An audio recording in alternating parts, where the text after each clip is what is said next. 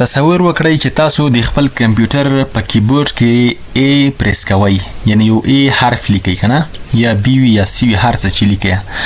آیا هماغه لحظه دا توری په مانیټور یعنی په سکرین کې تاسو ته ښکاره کیږي؟ نه، د دې تر شا په کمپیوټر کې په زرګونو عملیات ترسره کیږي. کیبورډ معلومات لیږي سی پی یو ته، سی پی یو په هغې باندې کار کوي، پروسس کوي او د لنډ وخت لپاره یې په ریم کې ساتي او د هغې څخه وروسته یې مانیټور ته استوي او موږ ته راښکاره کیږي. نن به همدا سفر په بشپړ ډول سره زده کوو. ګورئ، نن د کمپیوټر ارګنایزیشن برخې ته رارسېدلي یو. دوام چپټر لومړی درس دی، کمپیوټر ارګنایزیشن. په دا کمپیوټر ارګنایزیشن کې مو تاسو څه زده کوو چې د کمپیوټر دننه دغه موږ چې کله معلومات کمپیوټر ته ورکوو، د کمپیوټر دننه څومره پروسس ترسره کیږي، کوم لارې دي چې معلومات یې زموږ ته کوي تر څو موږ ته هغه آوټپوټ راځي. نو دغه کیسې به نن ټولې وایو او د کمپیوټر دننه له نړۍ څخه به خبرېږو. ډېر مهم درس دی، خامخا تاسو په ډېره دقت سره ورته کښېنئ. که دغه درس تاسو زده کړو نو تاسو کمپیوټر 90% زده کړی دی. ګورئ، دلته ویلي د 5 basic operations of a computer system. په ډېر زیاتو کتابونو کې 4 دانې هغه بیسیک اپریشنز په کمپیوټر سیستم کې ښودلي وي، خو دلته 5 دانې دي. لومړی انپوټینګ دی، صحیح ده. انپوټینګ څه معنا؟ د پروسس اف انټرینګ ډیټا ان انسټرکشنز انټو د کمپیوټر سیستم. مطلب کله چې موږ تاسو کمپیوټر ته یو څه داخلوو، هغه پروسس ته ویل کېږي انپوټینګ. ما تاسو ته مخکې ویل چې انپوټ څه ته وایي.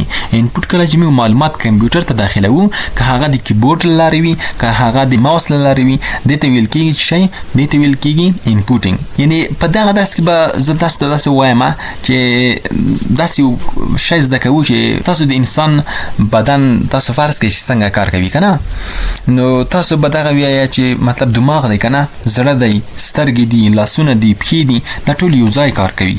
که دماغ کار ونه کړي نو بدن هیڅ کار نشي کولای. یعنی کمپیوټر هم همدا رقم دی، هغه بېلابېلې برخې لري خو ټولې برخې یو ځای کار کوي. همدې ته دغه کمپیوټر ارګنایزیشن ویل کېږي. یعنی کمپیوټر ارګنایزیشن باید تاسو سم وپېژنئ. هغه طریقه ده چې د کمپیوټر ټولې برخې په ګډه سره کار کوي تر څو زموږ امر اجرا کړي، زموږ انسټرکشن اجرا کړي، زموږ انپوټینګ اجرا کړي. صحیح ده، دې ته ویل کېږي. اوس په دوی کې چې 4 مهمې برخې دي چې دلته یې 15 راخیستې دي. په دې کې لومړی انپوټینګ ده، یعنی انپوټ یونټ ده.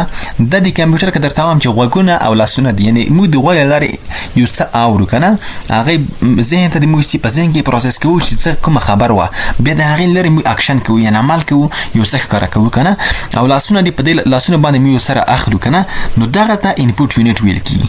هر معلومات لومړی همدغې برخې ته داخلیږي، لومړی همدغه انپوټینګ برخې ته داخلیږي.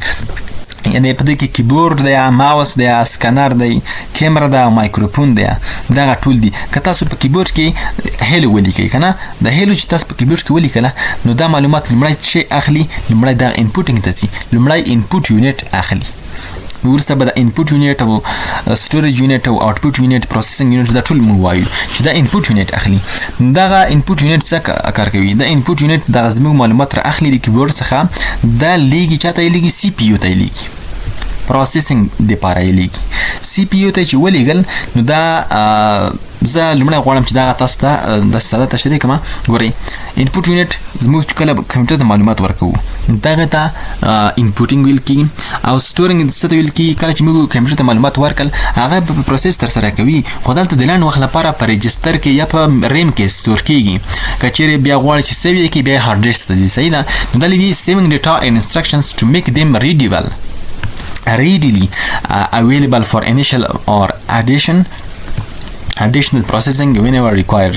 مطلب کله چې ستا وروسته خوښه شوله چې کار دی وي د پروسسینګ لپاره، مطلب د ما دغه پی ډي اف فایل ده، دا مې سټور کړی دی، زه غواړم چې اوپن یې کړم. چې څنګه یې اوپن کړم دا راځي د هارډ ډیسک څخه ریم ته، په ریم کې وي، ریم سی پی یو ته راځي، په سی پی یو کې په دې باندې پروسس ترسره کېږي. کله چې زه دا بندوم نو بیرته د ریم څخه ځي او هارډ ډیسک ته ځي. صحیح ده، بیرته ځکه په هارډ ډیسک تر مخ شته دی. نو په دې ډول سره د سټورینګ مطلب انپوټینګ بعد خامخا یو ځای سټور شي نو ته میموري ویل کیږي میموري یونټ نه دلته په دې کې سټور کیږي د لاند وخت لپاره او د دمي وخت لپاره هم سټور کیږي پروسیسینګ د خاطر چې کله مو انپوټینګ ورکو نو د باندې باید پروسس تر سره شي ترڅو څخه یو مینینګفول انفارمیشن باندې بدل شي ځکه د دې پرفارمینګ اریتمټیک اپریشنز یعنی د ریاضیکي عملیات تر سره کی په زموږ په انپوټینګ ډیټا باندې صحیح ده چې هغه اډ دی سبټراکټ دی ملټیپلای دی ډیوایډ د همداسې نور مطلب جمع کول منفي کول ضربول او تقسیمول همداسې نور یا لاجیکل اپریشنز دي چې په دوی کې مطلب کمپاریزن دی یو د بل سره مقایسه کوي چې کوم لوی دی کوم مساوي دی کوم غټ دی په دې ډول سره خو دا په څه شي باندې عملیات سره کوي په ډیټا باندې on data to convert them into useful information وی په ډیټا باندې دا عملیات سره کیږي د څه په خاطر باندې چې دا معلومات زموږ ډیټا چې دا یوزفul انفارمیشن ته بدل کړي یعنی دا یو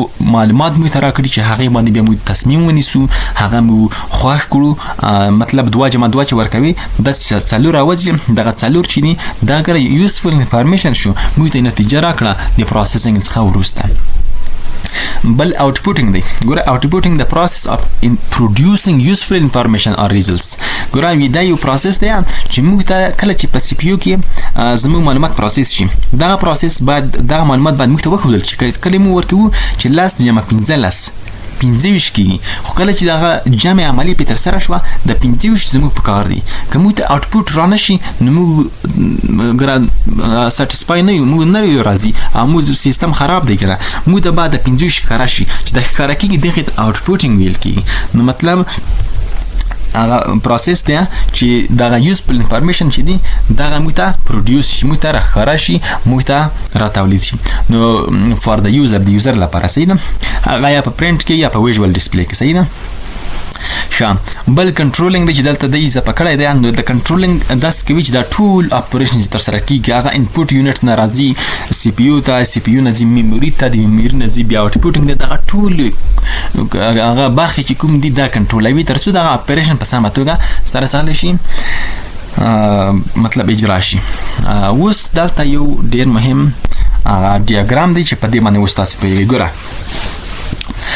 زموږ معلومات د کیبورډ لاره داخلو انپوټ یونټ ته د انپوټ یونټ زموږ معلومات اخلي ګره دغه څلور برخې دي انپوټ یونټ ده سټوریج یونټ ده پروسیسینګ د سی پی یو ده او اوټپوټ ده څلور برخې شوې زموږ معلومات انپوټ یونټ اخلي چیرته را لېږي سی پی یو ته را لېږي په سی پی یو کې دوه برخې شتون لري یو ای ال یو ده او بل کنټرول یونټ ده ای ال یو یعنی اریتمټیک لاجیک یونټ یعنی دلته چې کله موږ ورکړل چې 2 جمع 2 مطلب دغه د ای ال یو کار دی چې موږ ته جمع کوي صحیح ده ای ال یو چې کومه ده یعنی په دا کې په دغه سی پی یو کې دننه یو برخه ده چې دا څه کار کوي جمع کول تفریق کول ضربول تقسیمول او کمپاریزن یعنی د بل سره مقایسه کول دا کار سره کوي کوم ورکو چې لاس جمع 15 نو دا 15 کېږي دغه چا تر سره کو دغه دغه برخه تر سره کو یعنی ریاضیکي عملیات چې کوم دي جمع کول منفي کول ضربول تقسیمول د دغه برخه کار دی صحیح ده د ای ال یو کار دی او بل کنټرول یونټ لري دا کنټرول یونټ د یو مودر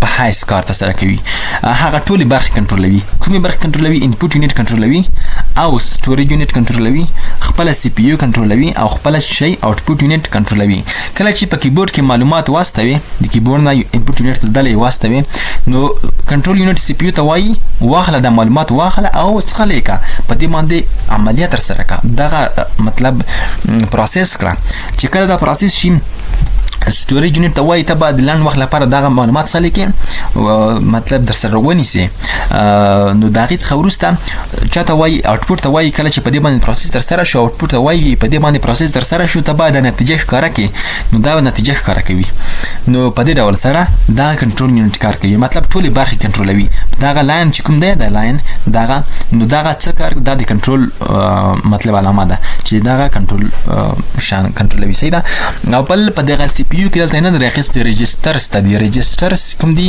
وړې حافظې دي ډېرې کوچنۍ حافظې دي چې سی پی یو په خپله د لاند وخت لپاره د څو شیبو لپاره پکې معلومات سټور کوي تر څو مطلب د سی پی یو کې کار ډېر شي د پلان ورکوي د یو څو شیبو لپاره مطلب چې دا تصور نیسي زه په دغه باندې پروسس سره کوم کله چې دا خلاص شو د مې اوټپوټ ته ولېږو یا مې ریم ته ولېږو بیا ورته نو ته به دغه بل پروسس مطرح کی بیا په دې باندې پروسس سره کوي په دې بل باندې پروسس سره کوي په همدې ډول سره څه کار کوي دغه د کمپیوټر ارګنایزیشن ټول همدا ډول کار سره کوي.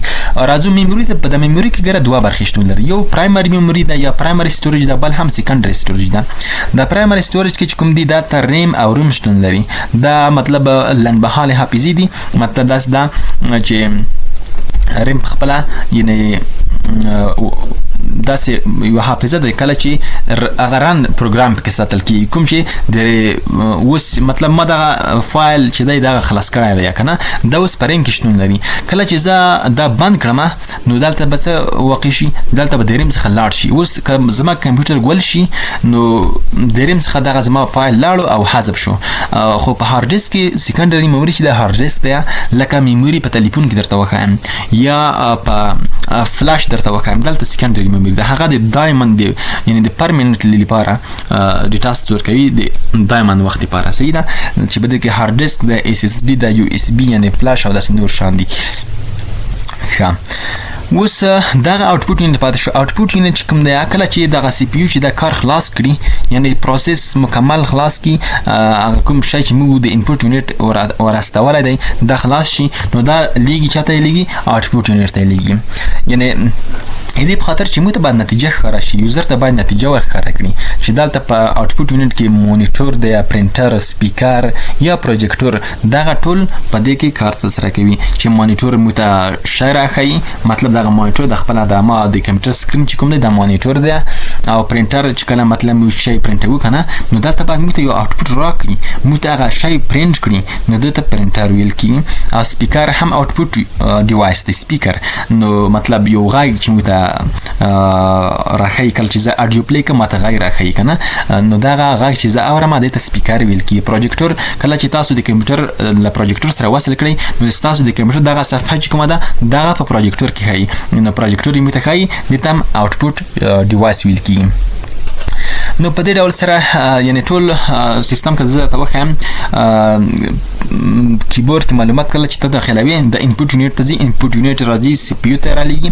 په سی پی یو کې چې کله پروسس ترسره شو د لنډ وخت لپاره د میموري ته هم لیږي او په سی پی یو کې د رجستر دی چې بیخي کم څو کی بي هغه ظرفیت او کیپاسټي لري یعنی د کم د وړو معلومات لپاره ساتل کیږي. نو دلته ساتي بیا ته په سی پی یو کې د کار ترسره کیږي. کله چې کار په ترسره شو کله چې پروسس مکمل شو اوټپوټ یې موږ ته راکو. اوټپوټ چیرته راکوي؟ اوټپوټ به دلته راځي اوټپوټ یونټ ته. په اوټپوټ یونټ کې به موږ ته دغه معلومات راکوي. نو په دې ډول سره که تاسو دلته اوس انسان سره زه درسره محاسبه کوم دا ټول شان د انسان ته یې کتلي او د څخه جوړ شوي. ګورئ دغه کیبورډ او انپوټ یونټ دغه داسې فرق څه لکه په انسان کې لاسونه صحیح ده چې په دې کې کیبورډ او ماوس هم داسې نو د انسان لاسونه دي یو شی پرې رااخلي صحیح ده. خو سی پی یو داسې فرض کړه لکه د انسان دماغ یعنی کله چې غوږونه یو شی واوري یا لاسونه چې شی واخلي نو انسان دماغ کار کوي چې دا څه شی دی او زه باید څه پرې وکړم که نه. خو دغه یعنی په میموري چې دا حافظه ده د انسان حافظه یعنی هلته چې کوم شی سټور کوي کې صحیح ده. او اوټپوټ یونټ داسې درته فرض کړه چې دا لکه خوله یو بله سپیکر یو بله که نه چې بیا یو شی پې وایي یا خپل اکشن ترسره کوي. کله چې انپوټ پروسس شي بیا یو اکشن ترسره کوي که نه نو دغه ته ټول د کمپیوټر ارګنایزیشن ویل کېږي. اوس دغه تاسو باید زده کړئ چې ولې مهم دی که نه کله چې تاسو دغه شی زده کړل دغه انپوټ اوټپوټ پروسس دا شی زده کړل نو تاسو به وروسته درسونو کې سی پی یو زه تاسو ته وایم ریم درته وایم روم کیش هارد ډیسک اس اس ډي دا به ټول په اسانۍ سره تاسو زده کړئ. نو نن مو د کمپیوټر داخلي نړۍ وپېژندله. اوس پوه شو چې یوازې کیبورډ نه دی چې کار کوي بلکې د کمپیوټر هره برخه خپله ځانګړې دنده لري. نو په راتلونکي ویډیو کې به د انپوټ یونټ دغه انپوټ یونټ په اړه به په تفصیل سره زده کړه وکړو او دا به وپېژنو چې کمپیوټر څنګه زموږ معلومات ترلاسه کوي. نو که ویډیو مو خوښه شوي له ملګرو سره خامخا شیر کړئ. د خدای په امان ښې چارې.